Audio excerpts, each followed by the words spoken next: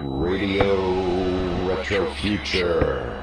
Oh dear, this is how I'm gonna start this. Right, so welcome ladies and gentlemen to a new episode of Radio Retrofuture, and today I'm with Dutch, well, cosplay celebrity I should call her, Bep Welters, known of Bep Style, always stylish, ever styleful. So, how are you doing, Bep? I'm doing very well, really very well. I've got a puppy, so I'm so happy. Yes. Could you introduce them again for the people who are just watching? I will do that. You all know me, of course, with Lizzie, my dog, on my breast. So when I walk around on Alfia, my dog has a compatible dress on, and she's always on my dress. And now she has babies. So today I want to introduce you all to these lovely, lovely dogs. Look, this is Jackie, Stippy, and one dog is for Marianne, a very good friend of mine. And that dog you will see at the fairs too, in a dress. Wow. And this is puppy training, because they have to learn to go on a breast. Because that's the best spot for the little doggy. Oh dear, oh dear. Yes, I know, puppy training is very hard. Let's keep it at that. So, yeah, let's just start a little bit about who you are, what you do, and what you want to talk about today. Because people know you mostly from fairs like Elfia and Castlefest. Do you still go to Castlefest? Oh yes, I go to all the fairs. Oh, you still do. Okay. Yes, I still do. Yes, so yeah, Bep Welters is become a bit of a celebrity, and now she also sells. He's a proprietor of fancy hats, among other things. So yeah, just I shall go and start. Yes. It was 2008. I went with my friend Anya to the fair, Elfia, the first time. What did you do there? We were making pictures with our cameras. And after 1 hour, I looked at her and I said, "Oh, Anya, we never gonna do this again. We gonna go dressed up the next time." So from 2009 till now, I'm dressing up. And I love it. Nothing is more fun to create a dress than find stuff around it and then make it your own. Make your own fantasy. Make your own thing. I am not so good at, making of a dress from a picture, because I think it's already done. Inspirations of old pictures, yes, that's wonderful. But then I like to give it a touch, a thingy. So when you walk around in that dress and everybody says, well, whoa, that's a bad dress. And then I'm happy. So, because most people who watch this show are fans of steampunk, do you want to expand a little bit more to other genres? So, could you describe your style? Where do you draw your inspiration from, so people will get an idea? I love steampunk, I have to say. I like steampunk. I have some dresses. When you look at my Facebook, you can see they are steampunk. But they're not brown. I put specially today brown on. But they're not brown, my steampunk dresses. They've got colors. Because I believe that time travelers have colors. They've got colors in their mind because they see so many things when they travel around in the worlds. So why be brown? Go colorful, go red, go yellow, go blue. Do something.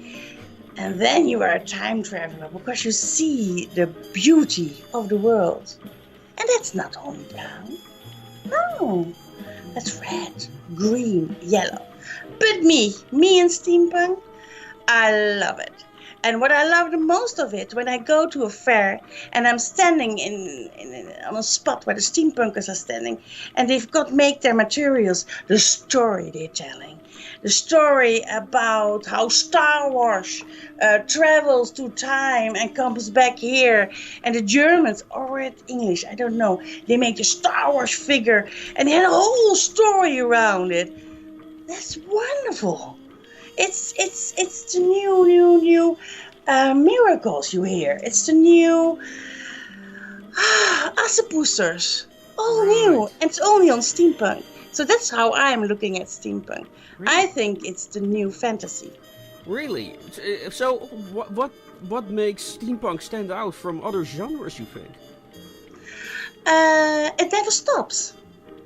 Steampunk, lots of people think Victorian, but a steampunker is a time traveler. So he can go to time, and gets there a story and there a story.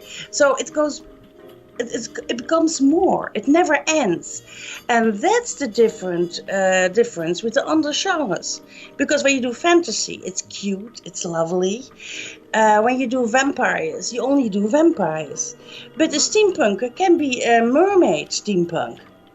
A steampunker can be a Norwegian steampunker. It doesn't have always to be a Victorian steampunker. That's what we make of it. And I think a time traveler comes everywhere.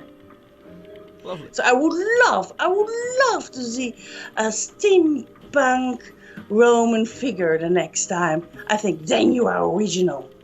Oh, I'd love to see that. A matter of fact, I was thinking of with a friend of mine to do Dutch Golden Age steampunk.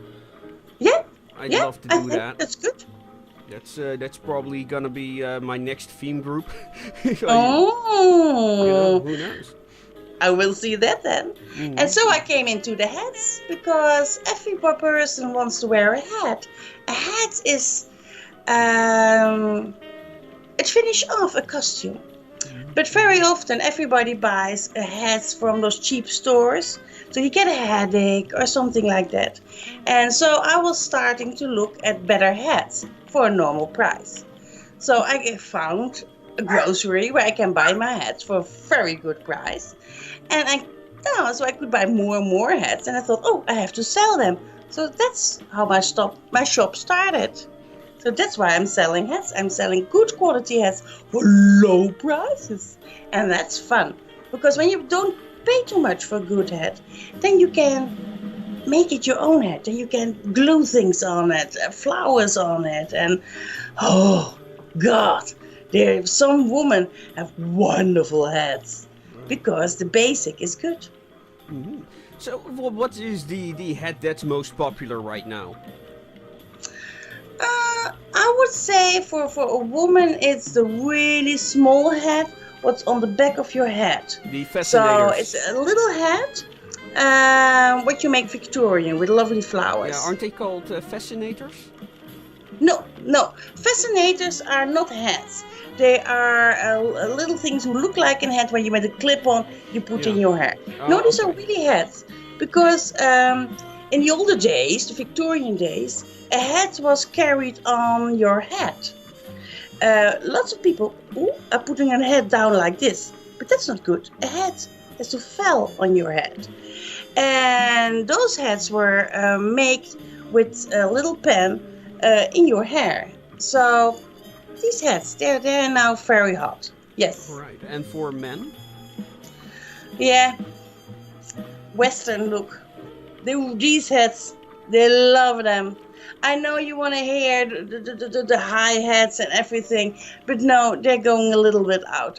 Even steampunkers want to have these kinds of hats. They want to look more Western-like. Mm-hmm. Yes, I found it. Yeah, and that's nice. Well, it is. It could be. I think I do see a more Weird West, as people often call it. Replace the traditional goth steampunk, so to speak. So, but have you noticed? Let's continue on this path. Have you noticed any other trends on fantasy fairs? Things that are changing in the costumes? Yes, lesser black. And I'm very pleased with that. Mm-hmm. Because in the beginning, lots of us gothic and lots of black you saw. And now you see more pastel colors. Lovely pastel colors. And if you see very good trained people who can really sew, who try to make a real good costume. So that's very nice. But the colors change a lot. Mm-hmm. Really, it is the color. And the rest, yes, you see some more cosplay. But I'm not a real cosplay woman because they all buy it in China. And everybody looks the same. But that's not my taste. Mm-hmm. Yeah, I am not. I don't feel in my element either in the cosplay. No. I have been to Dutch Comic Con, and although I enjoy it, it's not my type of crowd. It's a very different crowd. It's a young crowd. It's they don't are going there for dressing up. I have to say, they're going there for the games and everything, and I like that because that was good. But they're not coming there for cool, beautiful dresses. No, they're only from let me say, the 20,000 people you see, there are 10 wow dresses. Mm-hmm. Yeah, something like that. And the rest are cheap AliExpress dresses. So may I say it like this? Well, it's funny, when I went to Dutch Comic Con with Ragtag, I was walking around as Dankert Lexicon. The other guys were kind of my bodyguards, and everyone, a lot of people, love the costume. But then they were like, yeah, but where is it from? It's inspired by many pop culture tropes, like most steampunk is inspired by pop culture. And it's always the question, what is it from? What series is it from?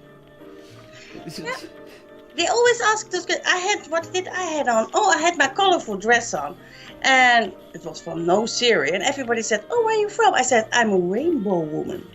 And they looked at me and said, "In every movie, there's a rainbow, so I am the rainbow woman." And he said, "Oh yeah, that's true." And I thought, So I was the rainbow woman on Comic-Con, but it was good too. Mm-hmm. And yes, but I will go next time again. In a big dress. And then I think I will do the thing where Comic-Con is for. I will go and look at the games, the board games and everything, and concentrate to be more. I don't think you should, all the dressing up places, not everything is in Elvia or in Arce or the other fairs. Yeah. This is more for games. Mm-hmm. You like that. You're in the right place. Mm-hmm.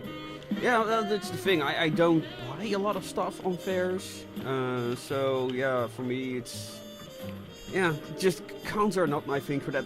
I do enjoy specialized conventions like board games, like Spiel in Germany. Yeah. And just, look at all the miniatures. It's that I don't have time for miniatures anymore, but I do love the board games with miniatures, and I'm also a supporter of World of Smog, which I'm really looking forward to coming out, and which I'll probably do a review of when it comes out. So, if you enjoy, maybe we can play it together, because you don't live that far away from me. We will do that. Yeah, we can do that. Actually, I have quite a collection of board games, as a matter of fact, you might enjoy. Anyway. I love board games. This Saturday I will have all my people who come to my workshops coming now to my house to do board games. Right. We have a board game day, so that's fun. All right. Yeah. But speaking of workshops, let's talk about Bep Style, what that is about and how that got started. Okay, Bep Style started, I have to be honest, a long time ago. When I have lived abroad, and when I came back from Paris, my English friend said to me, "You should do something creative. You are very good at scrapbooking, so go work at scrapbooking." So I started to work for Cars. That was one of the biggest wholesalers for, crafty materials in Europe. And in all Europe, I brought scrapbooking in the shops. So I looked for the papers and everything, and I started to give workshops in it to explain what it is. And scrapbooking is on a special way putting your photos in an album. So that was wonderful. And then I started to do it at home because people wanted to have some more time with it. So I gave a big table, and people came to me for workshops, and I teach them to do scrapbooking. And it was wonderful. And later on, when I moved here to Voorthuizen, I thought, I have to do something. I have to do something creative again. I love my scrapbooking, so I still do my scrapbooking. And I've got people who come for 8-9 years now to follow my workshops. But I'm a sewer. I like to make costumes. I would not say that I'm the best sewer. I'm a good sewer. Because some people studied for it, and please believe me, they are better than me. Mm-hmm. But I'm a very creative sewer. You mean tailor, by the way? Oh yeah, tailor. Yeah. That's much better word. I love the word tailor. That's the one. You're good. So, There are people coming to me who are better tailors, but they miss some creative aspects, and that's me. So they come and they make something, and I'm standing there, and then I take a scissor and go, you need to show you more press. So I go with a scissor, bloop, bloop, bloop, bloop, bloop, bloop, down, bloop, bloop, bloop, bloop, up, and open it again. And I say, we can do something cute around here. And then we make the dress a little bit different. And it's wonderful. It's so great when you walk around on Elvia and when you see those friends of people, of workshop people coming towards you, and you see that dress on them and the smile around them, and then you've got the feeling they've created that. No, I helped them to create that. It's great. I am not only my dress on Elvia, I've got some 10, 12 dresses walking around where there's a little touch of Bep style in it. And it's so simple because I don't ask much money because I love it when people come to Bep style. And so they come for 2.5 hours for $12.50. They have to take their own materials and I help them. It's only help. It's very often the little thing they need. And that's what we do at Bep Style. And we do that, and some people are scrapbooking at the same time. Someone is making a dress, someone is making a hat. Everybody's doing something. And then you sit together with all different kind of people in one room, doing different things, creating different things, seeing different things. That atmosphere is, whoa. Yes, really, whoa. You were happy then. Oh, you should come and try it out. I intend to. Maybe I can even bring a camera or something like that. Yeah. I would love to see that. Because I do notice there are more places like yours coming up these last few years. You've got Spakenest. Last week I had Dave Borghaus from the Hacker Spaces and the Maker Spaces. Of course, those are already around for a number of years. But the more, let's call it... How do you call what you do? Because a lot of people just call it cosplay. And I think it was Montague Jacques Fromage who told me, no, don't use that. That's a very American word. So, in the Netherlands, we never seem to have developed a name for that particular subculture that's more focused on general fantasy. That's not Lord of the Rings and all those, what we do consider cosplay.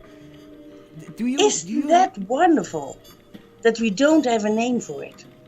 Isn't that not the best? That we didn't put it in a box and give it a name and rules how to describe it. That's fantasy.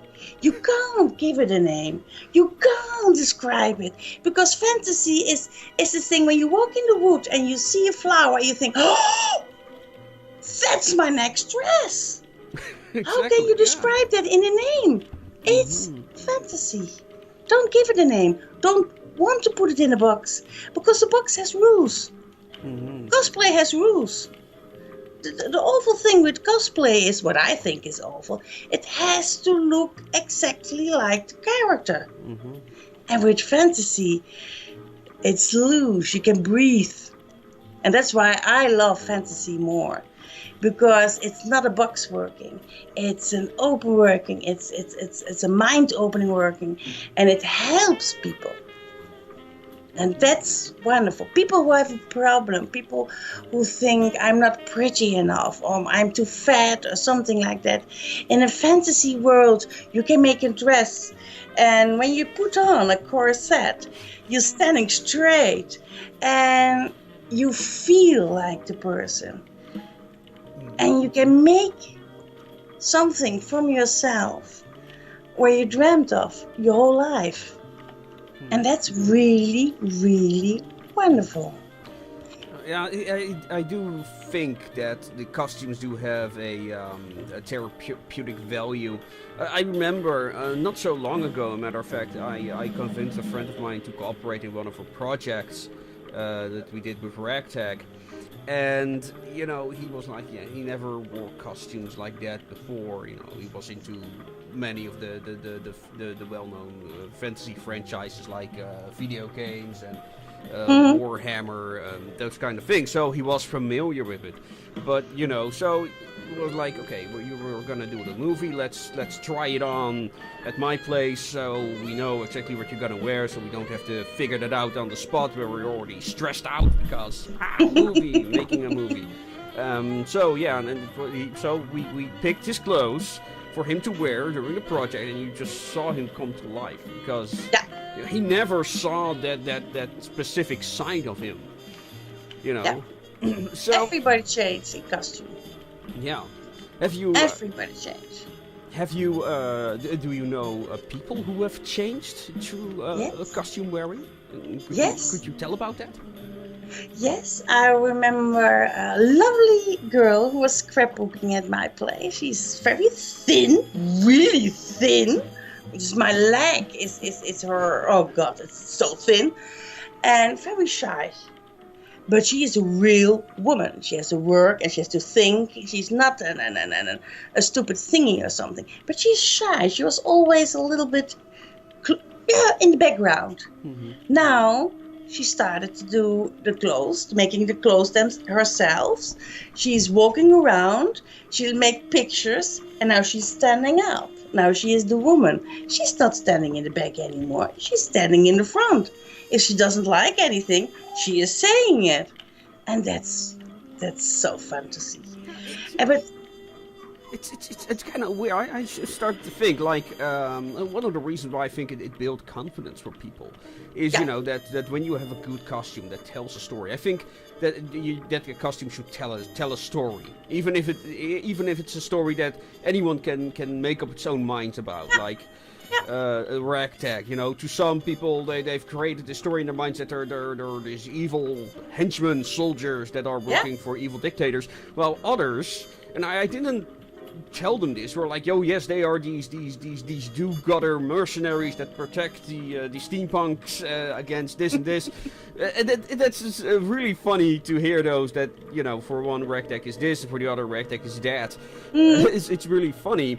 And, a lot of artists and photographers are very inspired by that. And the funny thing about ragtag is a lot of those people they're not from the steampunk community, they're not even necessarily cosplayers or from the costume community. Some are reenactors, but reenactors also very different breed. And then they're ragtag, and then all of a sudden photographers flock to them. And just like, I can be a model now, and what do I do, and then make sure how to look, like a genuine ragtag, I suppose, whatever that is. But it's really weird because now I'm thinking it does kind of sound like you're objectifying yourself. It's really weird, but objectifying yourself builds confidence. Yes, it does. It does.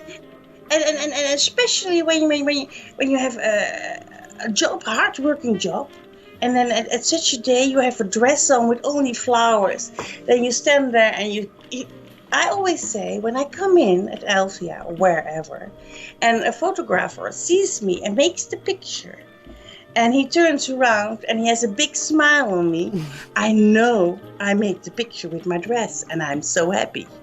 And it gives you the feeling from, ooh, I make something beautiful, something where you can make a story around. And then you wait afterwards when the pictures are coming on Facebook, because we fantasy men people are Facebook people. And then you see how how he or she worked on that picture. And then you see your story, what you have in your mind. When you make your costume, you see it back on the wonderful pictures.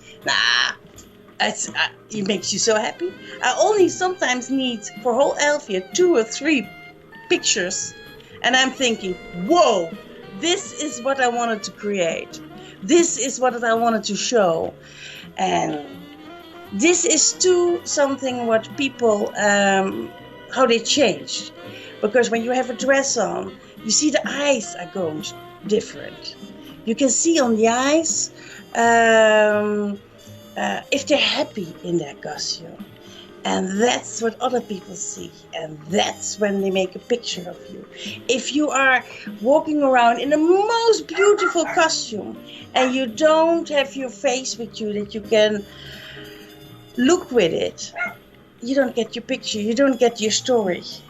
A story is your dress, your mind, and that's all coming out of your eyes.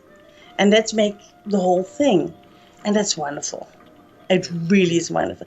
And you see that lots and lots more. And I have to say, I'm very pleased that in Holland, the fantasy world is getting bigger and bigger. Because you see more, I don't know how to explain it. You see more different people with a different happiness, with a different story. And what is beautiful, really beautiful. Yeah, let's. I'm trying to figure out where to go from there. Yeah, have you ever put a lot of effort in one of your costumes, only to, like a costume that you're really proud of, and no one shows interest? None of the photographers. Yeah. I have one. Oh, yes, I have one. Ooh. I think I were 3 pictures, man. I was Cleopatra. Really? Me, Cleopatra? I thought I'd do this theme thingy. It was the pharaoh thingy. And I thought, oh, I'm going to go as Cleopatra. But no. No, that was not me. No. It really was a nice costume, but nobody saw me. Everybody thought I wasn't there at 2012, but I was there as Cleopatra. So, why do you think that was? Was it because it wasn't you, or? Yes, yes. It wasn't me. I wanted to do the theme. I wanted to do what everybody expected. And so I was sewing. I did a little bit the Bep thingy with the colors, but it was not a dress made for me. I need something. I need a corset. I need something big around me. I need something whoa on my head. Then I'm happy. I know it's big always, but that's me. Some girls, they walk around with the most beautiful dresses and the flowers in it, and they're just so happy as me then, because that's them. You have to make a dress what fits yourself, your personality. And don't, there's a dog going a little bit too far. I put him on the floor now. It's finished now, the puppy training. I'm back. So you have to make a dress what is you, where you feel good in. If you don't feel good in a dress, then it's over. Nobody sees you, like me as Cleopatra. Really, nobody. Three pictures. Three. Normally I have thousands, but now 3. That says enough. 2012, bad year. Yeah. Wow. Yeah, it is. One of the thing with cosplayers, I think that turns me off of the whole concept is that, people dress like the characters they're fans of. It's just expression of fandom. But yeah, you see them walk around, and it's really, like you said, when you look at a lot of steampunks and a lot of people going to the fancy fairs, the people that are doing this for a number of years, who have find their edge and what they want to do, you look at them and it's like, yeah, that's them, that's that specific individual, and but then you've got people who are just in it, but I also see it in LARP, but also very much in cosplay, that you have these people that are just wearing a costume. Yeah. It just their movements don't match their outfits. It's something almost metaphysical, but like you said, it's not. It's not living on the body. Yeah. And very often is that the first time first time that they wear a costume, then they buy something and or they hire something, and then I have to say sometimes it's very wise to do that, because the first time you have to look around and see what you really like. And if you buy something, you see on the internet a beautiful princess dress, and when it comes in your package and you open it, it's very cheap material, and you put it on, you think, oh my god, did I buy that? Or it's always too small, so you have to make it bigger. It's not easy to make something bigger. Smaller, yes, but bigger. So, yeah, but most of the time the people who only wear a dress or buying something cheap or say those things from hug me. Right, Oh. yeah. No, I've seen a very good, let's call it cosplay for the sake of argument, of a guy in a t-shirt. Undercover elf. Oh, that was a good one. Yes. That was a good one. I have to say that was a good one. That I like, but that was original. He Yeah. thought about it, and he was very happy. And everybody looked at him because his eyes were, whoa, look at me what I'm riding. Yeah, that's true. But it was he. He was that person. He was the undercover elf. He really was. Yeah, I do wonder how do undercover elves do their ears though? I have no idea, because they're undercover. How can they do that? Yeah. I really don't know. That's a good thing to think about tonight. We need to think about how the undercover. If one of these undercover elves sees this, could you share your secret? I won't tell. We want to know. Yes, but I really do want to know. Yeah. Okay, but yeah, what is your what's your beginner's tip? What should beginners think about when they say, yeah, I want to start creating a costume? What should their first step be? What are the first 3 steps? First, take time. Start a few months before your event is. Take your time. Don't start with something difficult straight away. Go to classes, because everywhere in Holland there are classes. There are more people like me, like Bep style, and let them help you make something. When you're not a sewer, you don't have time, you want to buy something. Okay, I can understand that. But make something from yourself to it.